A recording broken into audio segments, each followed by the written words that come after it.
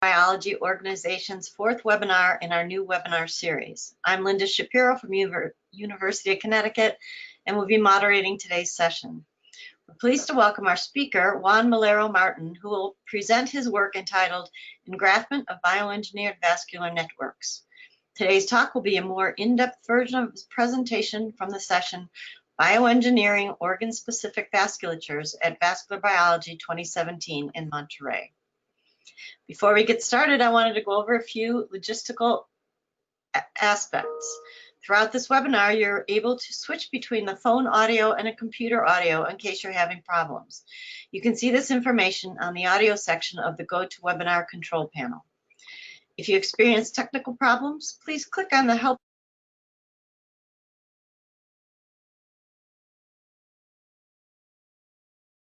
Good afternoon, and welcome to the North American Vascular Biology Organization's fourth webinar in our new webinar series. I'm Linda Shapiro from the University of Connecticut, and I will be moderating today's session.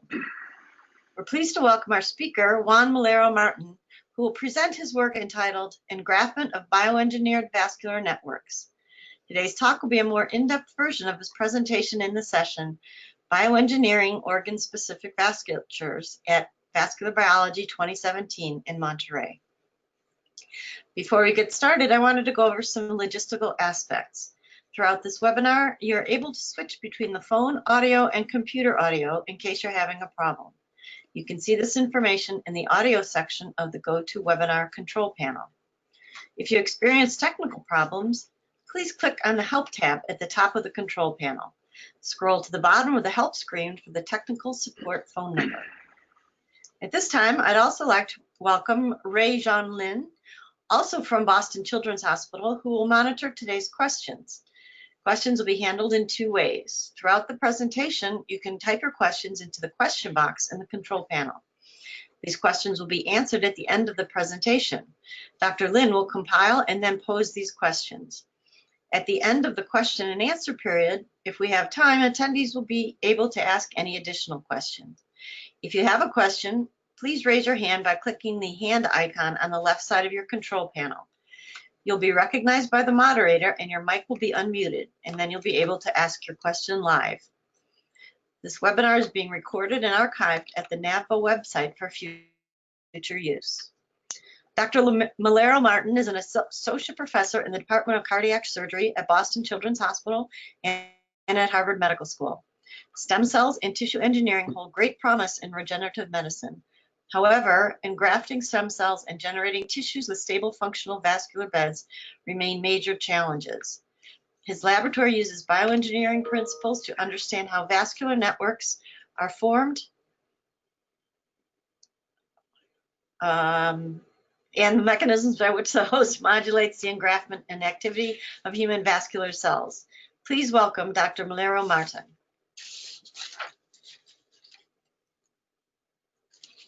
All right, I'm on. All right, well, thank you, Dr. Shapiro, for the introduction. I think I just switched to the slides. It's really my pleasure to participate in this NAVBO webinar series. This is exciting, and I'm very happy to present some of our work in this forum. So our laboratory is generally interested in tissue engineering, and in particular in this idea of using tissue engineering to fabricate like vascular networks. We've been working on this area for a number of years now, and essentially the approach that we take is that of using human cells, endothelial and perivascular cells, and combine these cells in a variety of scaffolds to engraft and to form new vessels that can get perfused.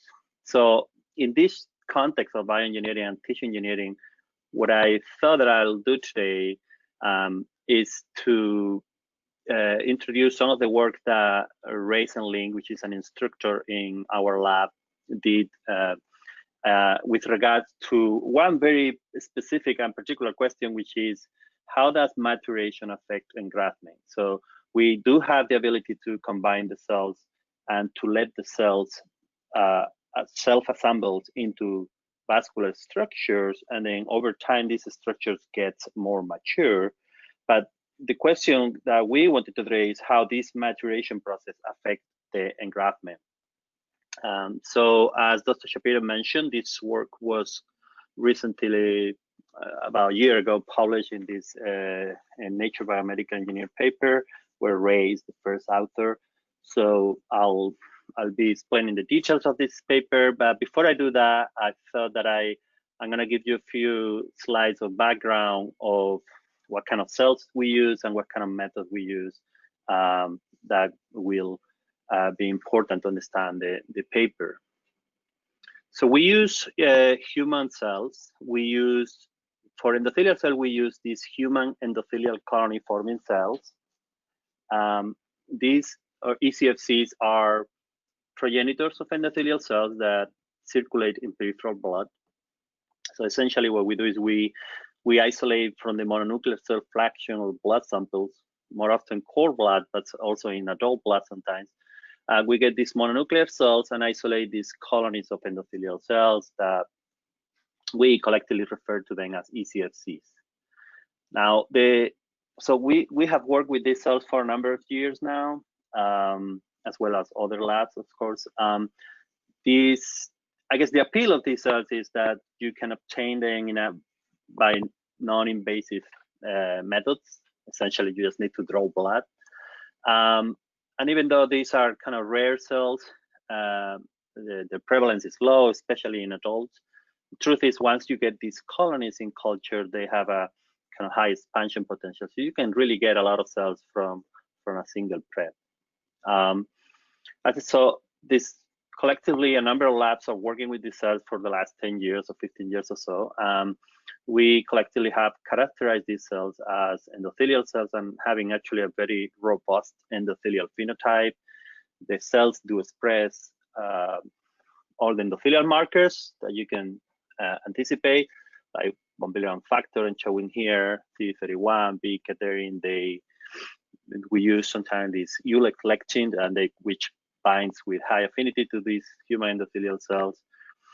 They uptake acetyl-LDL, they form tubes, they can grow in colonies, and they can upregulate leukocyte adhesion molecules if you challenge them with TNF-alpha, for example. So they do have kind of a expected phenotype of an endothelial cell.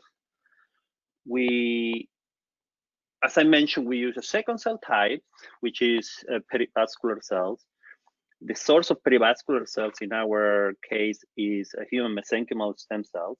We isolate human mesenchymal stem cells in our lab from either white adipose tissue or from the bone marrow. We use mesenchymal markers to do so. For example, the expression of CD90 and PTGF receptor beta. These cells do not express endothelial markers and do not express hematopoietic markers. Now, the reason we use MSC is because we and others have shown that these cells can be differentiated into perivascular cells. And I give you an example here. We use this marker, which is smooth muscle myosin heavy chain marker, which is typically negative in mesenchymal cell cultures. But if you culture these MSCs with an endothelium, which is red here, then the mesenchymal cells start expressing this small muscle myosin heavy chain as a sign of differentiation into perivascular cells. So this is our source of perivascular cells, and as you can see, collectively what we use is a progenitor cells approach, where we use the endothelial progenitor for our endothelials, a mesenchymal progenitor for our perivascular cells. Now, the way we combine these cells to form blood vessels is, it boils down to this very simple model in which we just get endothelial cells and mesenchymal cells, and we typically resuspend these cells into liquid hydrogel. The hydrogel is our scaffold. Over the year, we have used a variety of scaffolds hydrogels. They all tend to be naturally occurring polymers like collagen gel, fibrin gels. We use, this is Gelma, is a gelatin-based gel, etc. So a lot of them are compatible with this process of vascular morphogenesis. We do, typically the way we operate is we resuspend the cells in the hydrogel when it's liquid. so we can inject it. We inject it subcutaneously into our host. Our host, which is mouse, it is usually either nude or skid. We're using human cells, so we need an immunodeficient host. Most of the work that I'm going to present today was done in nude, but we regularly use skids too. So as I say, we inject this when it's in liquid form. This for a little bump under the skin, which create this graft or space where the cells can self-assemble and do all the blood vessel forming activity. This is very easy to open the graft at any given time point and interrogate what cells are doing there. The picture here on the bottom is how a typical graft look after 7 days. And you can see the microscopically it has this reddish color, which kind of starts to indicate that there is perfused vessels inside. Obviously, we look at this deeper with histology, for example. If you look at, again, a typical graft at day 7, if you look at the H&E, histologically, you'll see a lot of microvessels that contain the animal red blood cells inside. And then you can use immunohistochemistry using a human-specific antibody for CD31, for example, to stain the human vessels, right? Which of these vessels are lined by human endothelial cells. And you can see here that typically it's a pretty uniform distribution of human vessels and kind of extensive. We can quantify histologically the density of human vessels or the vessels throughout the graft. And in this graph here, what we show is that, and this is something that was reported many times, many years ago, is that the presence of the mesenchymal cells, the perivascular cell, is critical for the engraftment of endothelial cells. If you transplant the same amount of endothelial cells by themselves, in our particular model, we get very little assembly and engraftment of the endothelium. Now, this is a process that is progressive in the sense that we determine in our particular subcutaneous model that the onset of perfusion occurs approximately at day 3. We do this we infuse ULEX, red label ULEX, fluorescently labeled ULEX. So the ULEX is a lectin that binds specifically to the human endothelium, but not to the mouse endothelium, so we can track where perfused human vessels are. So as I say, we typically have perfused vessels starting at day 3, and then by day 7, day 8, after a week, essentially any remaining human endothelial cells in our graft is already part of a perfused vessel. So it's a progressive process. It takes about 7 days to have all the assembly done. Now, the vessels that are formed is what we refer to as stable.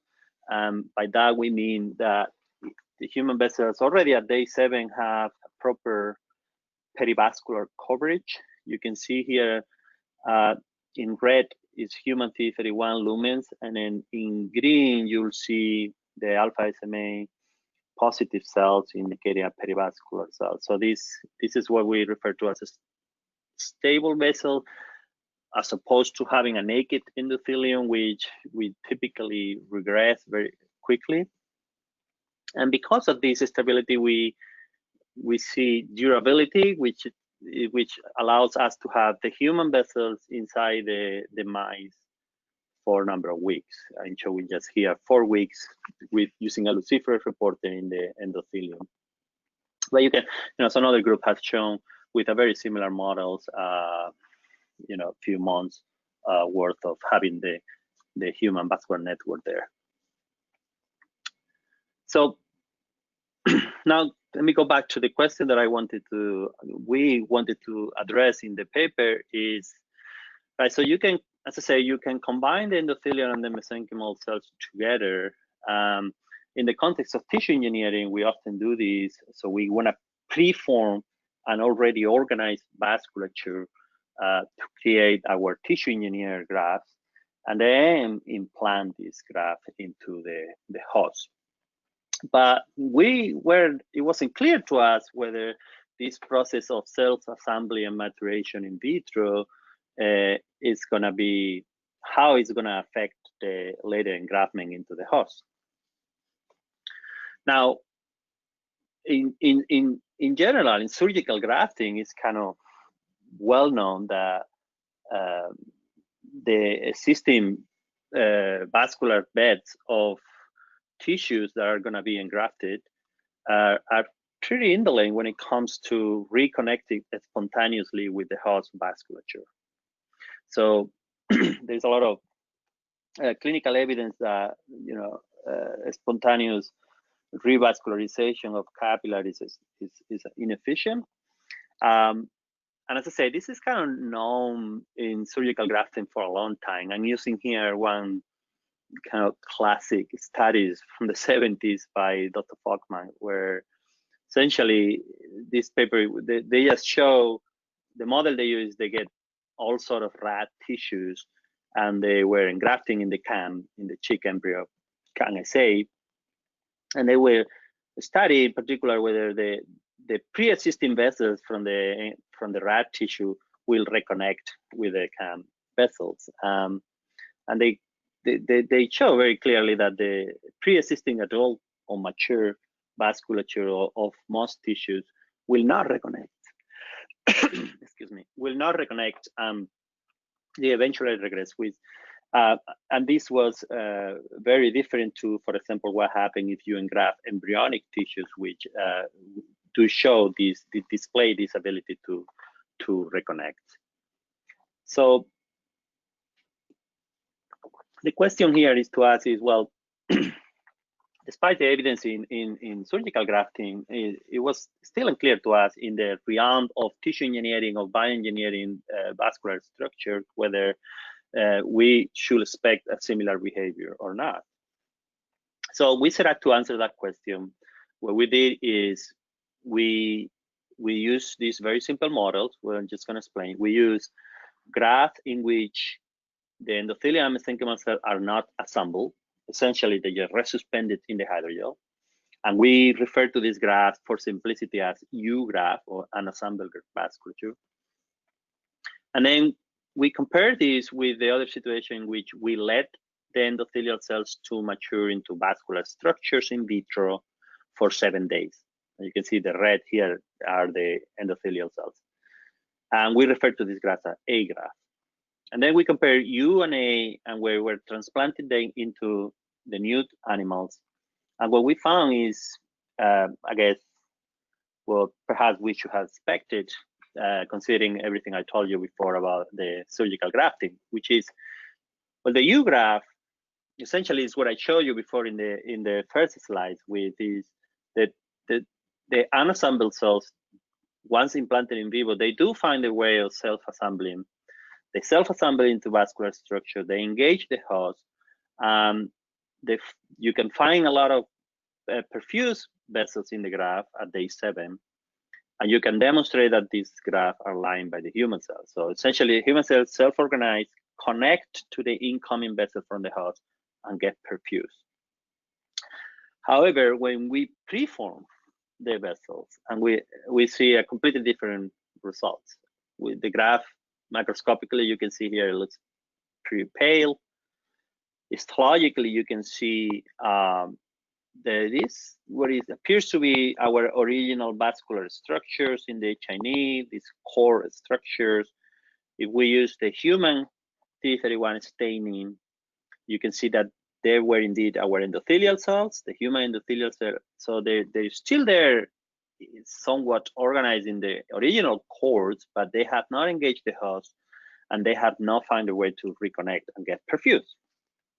So that's all we found, and this is the quantification of the human vessels in the graft. So there was pretty poor engraftment or pre-assembled microvessels. Now, here we have some more pictures of that. Again, this is the U graft situation, in which the cells are in a suspension. 7 days later, you can see throughout the graft, there is a lot of human vessels that, when you look close, they are perfused.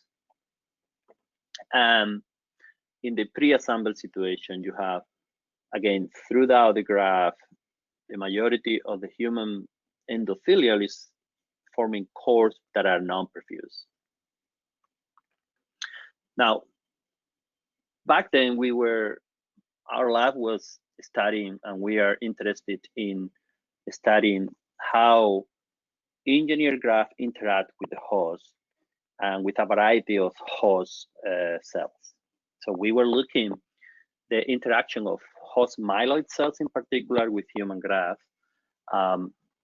Typically, what we knew ahead of this study is that if you transplant human cells in this U-graft situation and suspension, and then you look at what happened inside the graft, you interrogate what kind of cells invade and repopulate this graft, we see a heavy presence of myeloid cells very early on in the graft. So we can see in the first few hours, actually, in the initial days, there is a peak of neutrophils that invade the graft, and they progressively disappear over the days. There is also presence of macrophages and monocytes. Now, the reason we got interested in myeloid cells in particular is because one of the things that Ray noticed very early on in these studies is that it was very different. The presence of myeloid cell was very different between U-graft and the A-graft situation. So in the U-graft, as I told you, there is these pictures in particular corresponds to day 2, where you see the U-graft here on the left. The green cells are essentially the human cells, and the red cells here in the top is LYCG positive cell, the neutrophil with the polymorphonuclear display here. So you have a lot of neutrophils in the graph at day 2. Here we stain for F480 for macrophages, a lot of macrophages in day 2. But day 2 of the A graph, you can see the human cells in these photographs, but we detect very little presence of myeloid cells, and you have the quantification here. So there was a reduced presence of myeloid cells that make us wonder whether myeloid cells are indeed behind the lack of vascularization that we see in the A graft compared to the U graft situation. So I guess to get to that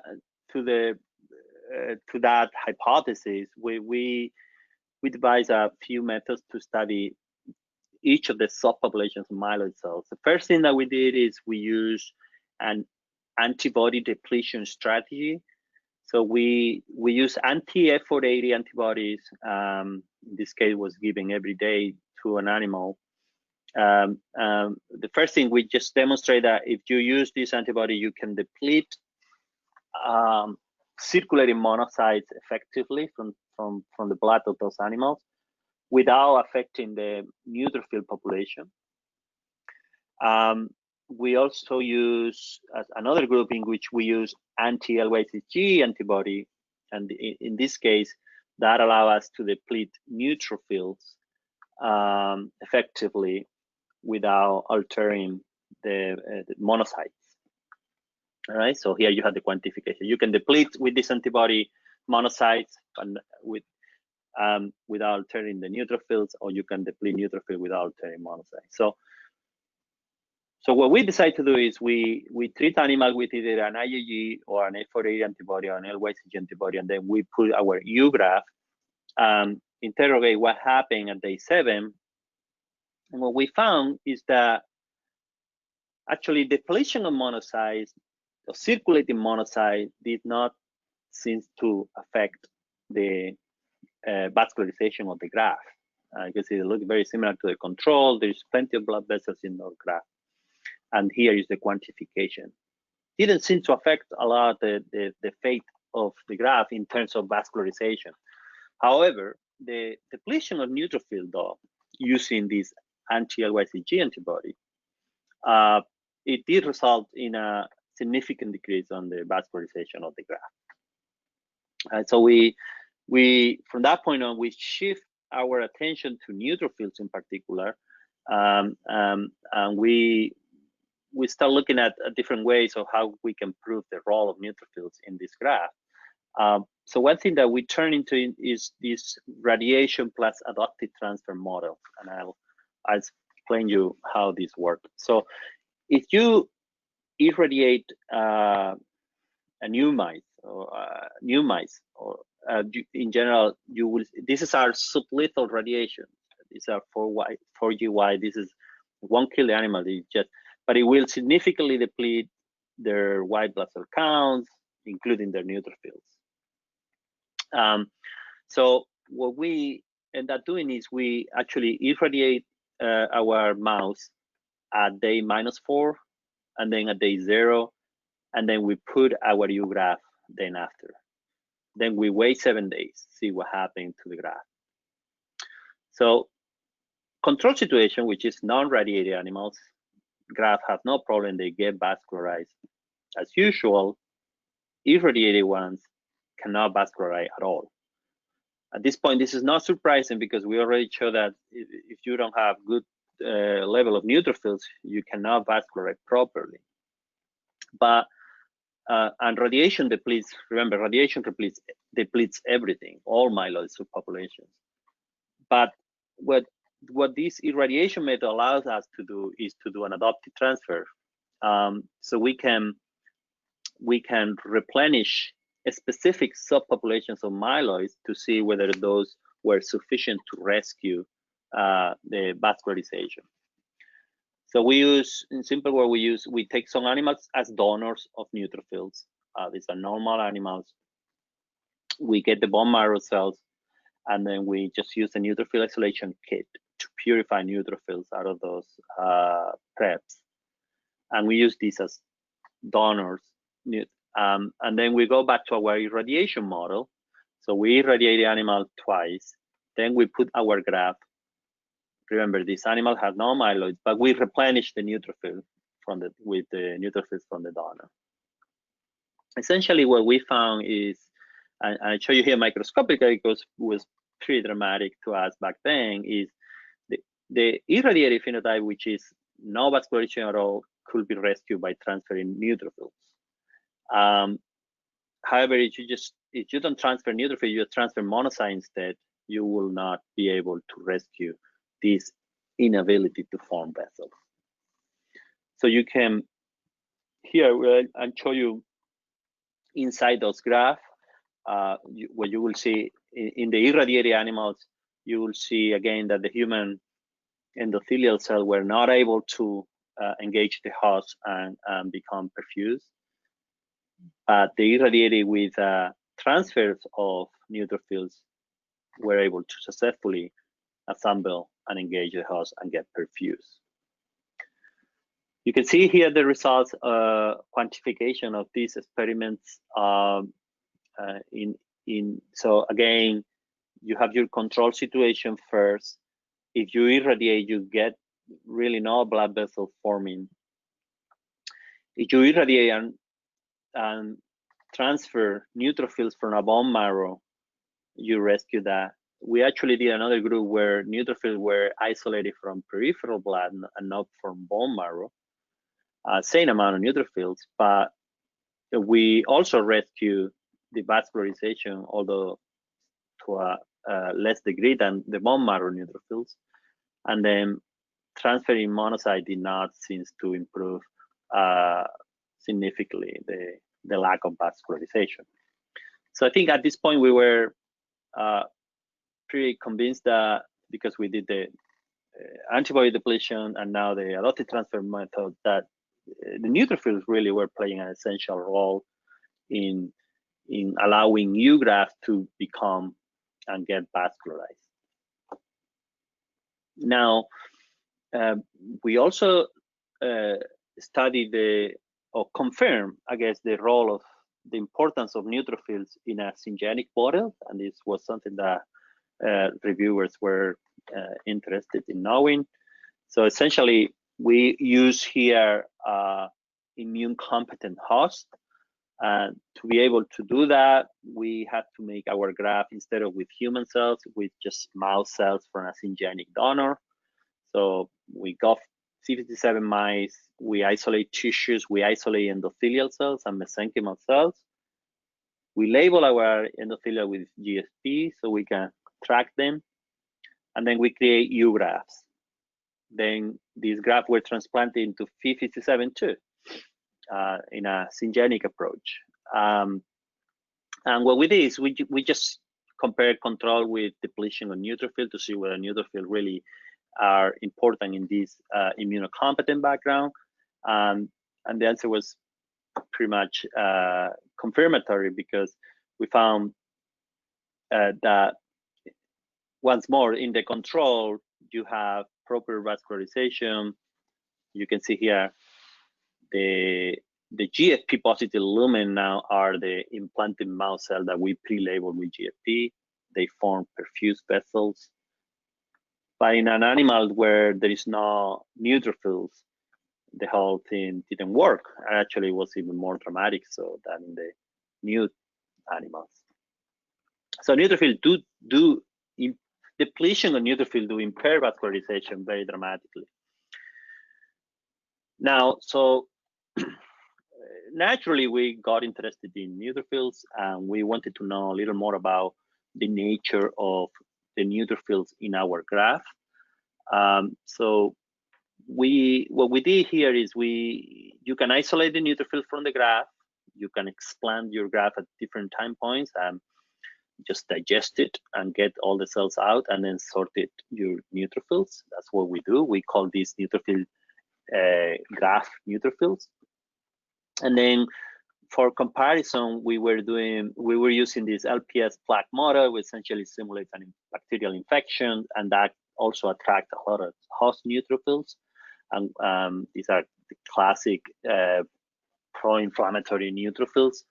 So we were comparing our graft neutrophil with the LPS neutrophils and interrogating them in a number of ways. One of the things that we realized very early on is that when we compare these two sets of neutrophils, the LPS neutrophil express a lot of pro-inflammatory markers like CCL2, CCL5, and F480, etc., which you should expect that to happen. However, in comparison, the neutrophil that we were finding in our graph have a very low expression in comparison with the pro-inflammatory neutrophils. And on the other hand, when we look at so non-inflammatory markers like arginase-1 or interleukin-4, VEGF, for example, they were significantly upregulated in the graft neutrophil when compared to the classically pro-inflammatory neutrophils. So we also look at or compare the cells kind of functionally in terms of phagocytic activity. And the way we do this is we use a GFP label E. coli, and we just incubate the neutrophil with this bacteria to see whether there is phagocytosis, and we actually quantify this by flow cytometry. I show you the results here. But essentially what we found is, again, that while the graft neutrophil shows very little phagocytic activity in comparison to the classic pro-inflammatory neutrophils. So at the point, it seems to highlight this graft neutrophil display a non-inflammatory phenotype that it makes us wonder what kind of neutrophils are those. So back then, perhaps some of you are familiar with this work. We were certainly aware that there is a number of studies that shows that neutrophil can display an alternative polarization, consistent with an anti-inflammatory phenotype in some situations. Most of the studies that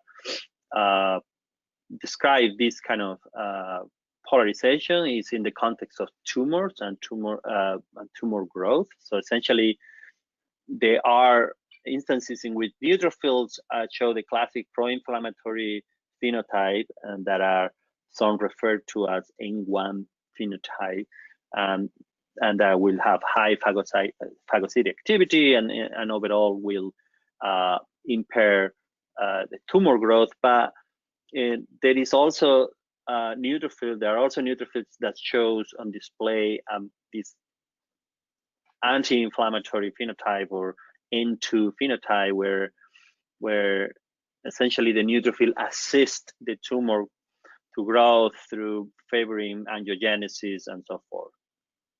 Now, we weren't working in the context of tumor at all, but I guess what we were interested in is perhaps our neutrophil resembles some of these pro-angiogenesis, pro-tumor growth neutrophil that are described here. And if so, these studies, one of the things that they show is that this activation of this anti-inflammatory phenotype happens through TGF-beta. So that's what caught our attention, because we have a way of testing whether TGF-beta is really involved in the role that the neutrophils display in our graphs. The way we tested this is we use, again, our radiation and adoptive transfer model. But what we did now is the donor of neutrophils, where animals with this is a Lis M3 that we cross with the TGF-beta receptor 2 lox. So essentially, these animals, all myeloid cells lack TGF-beta receptor 2. So we isolate neutrophils from them and transfer those neutrophils to our irradiated mice with the graft. And what we found is that, once more, you have your normal control, your negative control, which is the irradiation, where there is very little vascularization. If you replenish neutrophils from a control animal, in our case, the Cree animal, you rescue vascularization. But we found that if you use neutrophils that lacks TGF-beta receptor 2, then vascularization cannot be rescued to the full extent. And this is the quantification of that observation. So I think collectively, all together, and the fact that the expression of non-inflammatory markers or low expression of pro-inflammatory marker, low phagocytic activity, and this dependency of TGF-beta receptor kind of suggests to us that this graph neutrophil seems to be consistent with this non-inflammatory neutrophil that has been described in other situations. Now, we very quickly, though, we switched to try to understand what factors from our graph and our cells are involved in recruiting these neutrophils.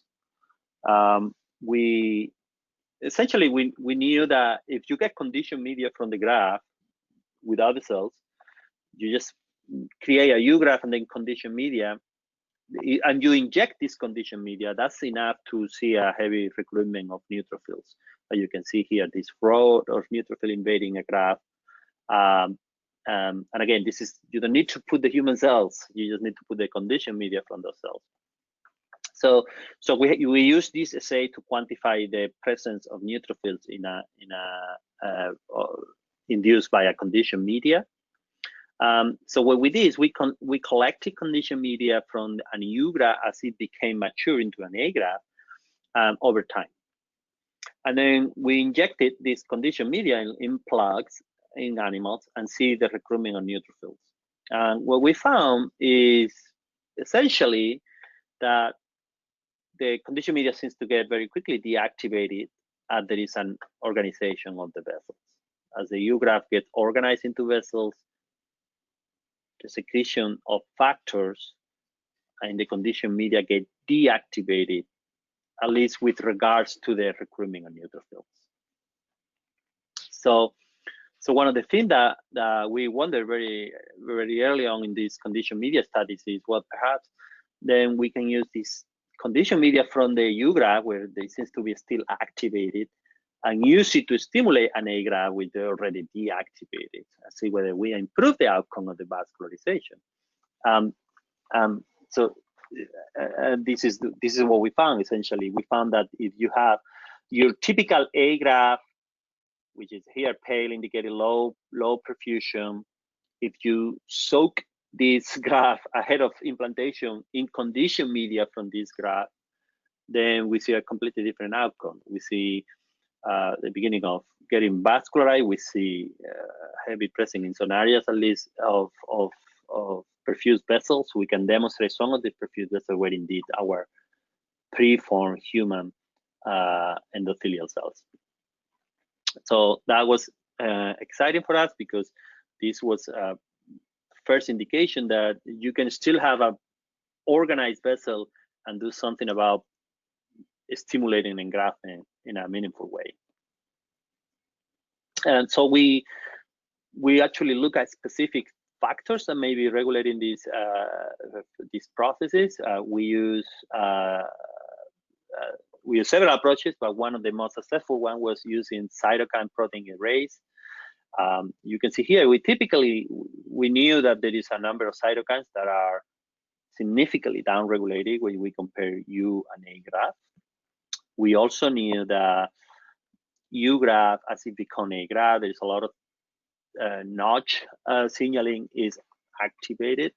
So you can, if you look at notch and a lot of the downstream mediator on notch, you will see a upregulation. Well, we didn't know whether there is a connection between notch and these factors, but we were under the impression that they may, because one of the things that we did with the protein array is, again, we stimulated some of our A graft with a notch inhibitor. In this case, we use DAPT, which is a gamma secretase inhibitor.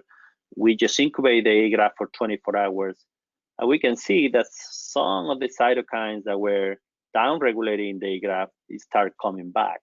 And here is our a list of the cytokines that we paid attention to. We end up focusing on these 3-1, interleukin-6, CXCL1, and interleukin-8, because they were the most responsive to this inhibition or notch. What we did in the paper is we demonstrate that if you block you inactivate interleukin-6, 8, or CXCL1, either individually or combined, you can really deactivate the recruitment of neutrophils into the graft. We also proved that if, as I say, if you treat with a notch inhibitor your graft, you can reactivate the presence of neutrophils. I guess importantly to us, because we were again looking for ways of improving the engraftment of a preformed vasculature, it was a number of experiments that we did with inhibiting notch temporarily in an A graft for 24 hours. Again, the rationale here is we noticed that some of the key factors goes up, and we also noticed that some neutrophil engagement goes up. So we were wondering whether this will end up improving vascularization as well. Essentially, we found that just with an incubation one time of 24 hours with DAPT, with a notch inhibitor, ahead of transplantation, you will improve significantly the presence of neutrophils in the early days in the graft. And you will improve the outcome at day 7 of the graft. Day 7 here, you see the usual U graft is vascular. The usual A graft is not. The A graft that was just treated ahead of transplantation with the APT, it has a much better outcome. And here is the vascular density of human vessels. Here is some of the staining. And again, you have the core that kind of indolent and they don't engage the host. And here you have a much better engagement of the host that resulted in some human vessels being perfused. Just for your information, one of the questions that we were asked during this publication is whether treating a graft with the APT will affect in any way their ability of the vessel to recruit perivascular cells or to have a proper perivascular coverage. We didn't see any of that. Remember, we only treat with the APT for 24 hours ahead of transplantation. Vessels are formed 7 days later. For the most part that we can see, all the human vessels have proper perivascular coverage. So the result here is that transiently blocking notch signaling enhance engraftment of the assembled microvessels, and the mechanism we describe in the paper by which this is likely happening is by activating the endogenous secretion of these factors that we found were related to the engagement of neutrophils.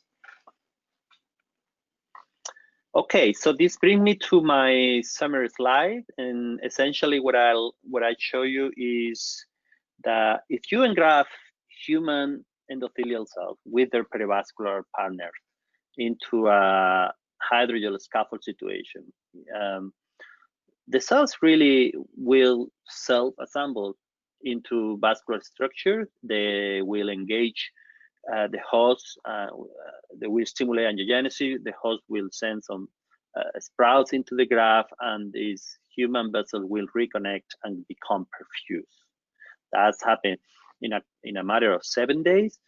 And what we show is that in this process, the participation of host neutrophil is critical. In particular, this subpopulation of non-inflammatory neutrophils. Unfortunately for situations in which you want to have a preformed vasculature, like in a lot of tissue engineering, the moment you preform and pre-assemble the vasculature into mature structures, these structures now become indolent, and when you engraft them, they really do not engage, certainly to the same extent. The host do not recruit these necessary neutrophils, do not stimulate angiogenesis the same way. And the end result is what we call poor engraftment. Now, with our research, we have shown that the good news is that you could do something about this. You could get these pre-assembled structures, and for example, one way that we show that you can use this pre-activated conditioned media. This is kind of undefined at this point, but you could narrow down these key cytokines and try to use a more defined composition. But you could stimulate with these factors and engage the host in a way to compensate with the lack of engagement by the A graft. Or you could also use a notch inhibition approach, or at least temporary inhibition. It seems to be sufficient to activate the endothelium of this A graft in a way that the endogenous secretion of factors now come back, and this will also facilitate the engraftment and that the perfusion of the human vessels as well. So we do hope and we do think that these kinds of approach are going to be generally useful and important for tissue engineering, in which again we are all trying to engineer complex structures, including vascular beds, etc. But generally, we think this may be also useful for surgical grafting, where, as I say, pre-existing vasculature usually struggles to form good reconnection with the host. So thank you very much. I like now to say, just to acknowledge the people who really did the work. As I mentioned, Grace and Lynn is the first author. Kai and Sean, Joseph, and Drew in my lab were contributing in a significant way to this paper as well. And then our collaborators for this particular paper, which was from the lab of Ron Emani, Bill Poo, and Marcia Moses. So thank you very much, and I'll happy to now answer any question. Okay, thank you, Dr. Lira Martin. Do we have questions? No, we don't. I'm going to turn this over to Dr. Lin. Maybe he can see the questions. Dr. Lin? Questions, right? Hi. Yeah, we have a couple questions here. Okay. So the first question is this observation also apply to other type of endothelial, or is only for ECSC? Right. Okay. So in the paper, we kind of concentrate with the ECSC as a model, but we generally in our lab we use actually a variety of endothelial cells. we use endothelial cells, for example. Well, we use Hubex and skin endothelial cells as well, but we use actually endothelial cells for a variety of human tissues, from cardiac tissue, from bone tissue, and we haven't done the study side by side as we did with ACFC, but generally the principles we apply. The more we try to pre-assemble the vascular structures, the more challenging engraftment appears to be. So I will imagine that the mechanism behind will be very similar between them, but not that we have studied in particular. Now, one thing that it may be here of worth pursuing, and we certainly started to look into, is because, as I alluded with the grafting of tissue, embryonic tissue, so very early fetal and embryonic tissue, they do seem to behave differently than adult tissues. So that begs the question whether if you bioengineer vessels using a more embryonic-like, let's say, iPS-derived endothelial cells or something like that, whether the behavior in terms of inactivation is going to be the same that if you use a more mature source of endothelial cells. But I don't know. I think that's worth looking into. Okay. We have the second question is mesenchymal stem cell required to engineer human blood vessel? Okay, so we and many other groups use the second source of cells, right? The perivascular cells. And I told you, and I tried to convince you that you need that cell, so otherwise you don't have really a model of blood vessel forming in vivo. Endothelial cells do not need the mesenchymal cells to self-assemble into an organized network of vessel-like. Many people can see this. You put the endothelial cell in a collagen gel, you will see they self-assemble three-dimensionally into vascular structure.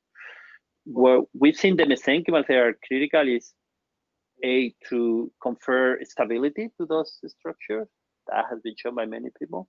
But more importantly for us is engraftment. Endothelial cells, when implanted by themselves, even in the U-graft configuration, in our experience, they're pretty indolent compared to having the presence of mesenchymal cells. And I presume that mesenchymal cells play an important role in how collectively the cells engage with the host and how they stimulate angiogenesis and how they recruit neutrophils and so forth. So it's important for engraftment. Endothelial cells, though, by themselves inherently can form structures like vascular structures. Okay, now we have another question. The question is it possible to use adoptive neutrophil transplantation in like cardiovascular disease patients to improve revascularization? Well, based on what I just showed you, it will seem like using neutrophil kind of in a exogenous neutrophil or your own neutrophil to stimulate vascularization, it could be a strategy worth pursuing. The answer is I don't know.